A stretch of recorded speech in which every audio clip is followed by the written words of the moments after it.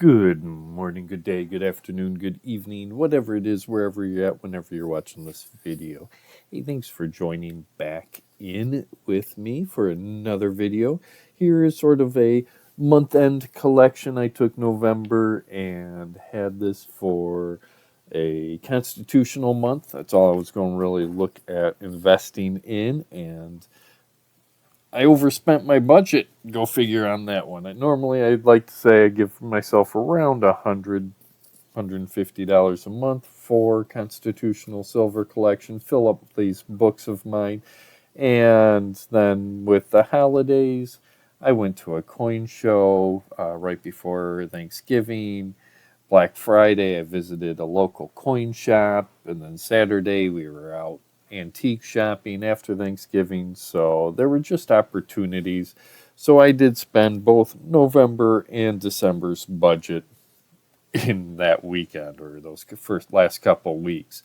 So, but either way, I want to show you what I did grab up across those values. We do have here a well loved, I love the color characteristic of a Warren Morgan dollar. Something about that gray toning to it. I mean, you're starting to lose a lot of the details in the hair and the hairline. Still seeing some good wing feathers, but a lot of wear on that. That is a 1891. Get that backwards there. But that is an 8,600,000 and some, $8.6 million minted coin. Mint numbers are on the screen because I can't talk today. We did pick, now this one's got a little better luster on that. Now the case is going to be deceptive on there, but that's an 1897. That also is a Philadelphia minted. No mint mark on there, but much better condition on that one. I might even say almost circulated. There is some scratching up here underneath the A and the T on the coin, but overall you can still see a lot of that detail right there in the hairline, in the hair. 1897 is a 2.8 million minted coin, so that's a lower mintage Morgan, but a beautiful one to add to my collection overall. Now, I did do something I normally don't do, is I bought a slabbed coin. This was a Black Friday deal I couldn't say no to. It's a 1962 PF Proof 68 slab. Got this at a beautiful price line. Couldn't resist on that one. Looking at all those details amongst that proof-like condition. So there's another slab. I think that's maybe the second or third slab I own. Like I said, it's not a big one for me. Of the other halves, which was sort of the theme this month, we are working on just recently started a Walking Liberty collection. And here we have a 1937, I mean, real good AUXF condition on that one. Still see a lot of those breast feathers in there. Good shine to it. No mint mark. That is a 1937 again. 9.5 million minted on that one. And this beautiful AU again. 1940. These are, I think, more the common years to find. He had these flipped up nicely. Couldn't resist on that. They're going in my book. That 1940 is a 9.1 million minted coin. Of the Benjis that I picked up a 1949. But what made this one special for me is that right there. Can I zoom in any more on that one for you? That is an S mint mark. So that's a little bit more worn. Still a good detail, good rim condition. 1949. Focus. Can't really see anything on the bell. You can still see the crack on the bell. But 1949S is a 3.7 million minted, so that's a lower minted, and that goes right along with its partner here. 1952. I am getting down now to the lower mintage and harder coins to find, but that also, there you go, is that S mint mark, 1952 S. I was surprised to find both of those in the coin shops. I don't want to call it junk, but their Benji bin. I'll call it that.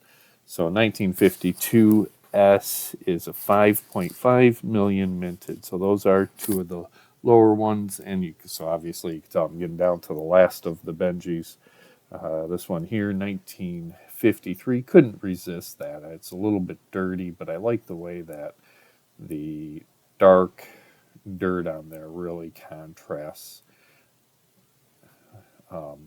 the detail of the lettering there. So that is a 53 Denver common, 20 million minted of that one. 1956.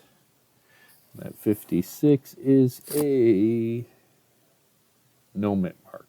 So that's your 1956 Philadelphia. It's got some damage, a little bit of a scratch right there. But again, it's a circulated junk bin pull, but that's a 4 million minted coin. And for the last of the Benjis I picked up, 1960 Denver. Yep, that's the Denver. 1960 Denver, which was 18 million minted. So some good Benji finds amongst the hunts this last 2 weeks. I did get and managed to pick up a very slick, dateless Standing Liberty quarter. This SLQ was actually part of the reason I went to the coin shop. That was a giveaway win, so shout out for there. But of the dimes, starting up on that Barber dime, I've got a 1916, and that does have clearly minted at the bottom, 1916S. Pretty good condition, pretty good date. Still see some of those denticles around the rim. Couldn't resist on that one. 1916S is 5.8 million minted. And finishing up a couple more mercs. I'm really getting down to these harder to find dates. That is a 1925 with 25 million minted of those, but that's real good condition. You can still see a lot of the lines on the torch on the back, detail in the wings of the headpiece, but 1925. And we also have a 1927. Same thing here, some pretty good details in the wings. In God We Trust is starting to wear out a little bit. Look at that at the back, losing a lot of the lines, but still some lines along the torch.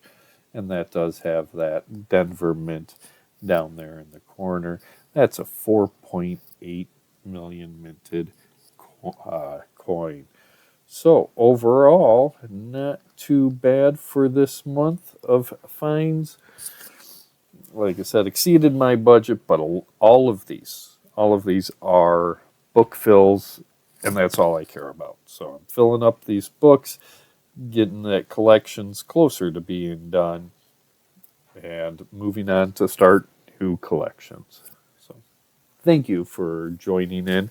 Be sure during this holiday season, support those local stores around you. Go to those local coin shops. Find those local coin shows.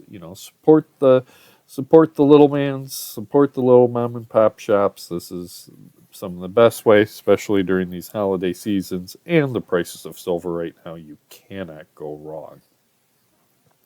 Show that support for me if you've been enjoying these videos and this coin collecting journey for me by clicking that thumbs up. If you haven't already, be sure to hit that subscribe button. I do appreciate that. It gives me a little bit of joy every time I get to see that number of subscribers increase. Makes me know that many of you at least are liking these videos. Until the next time, folks, have yourselves a wonderful, wonderful, wonderful day and happy hunting.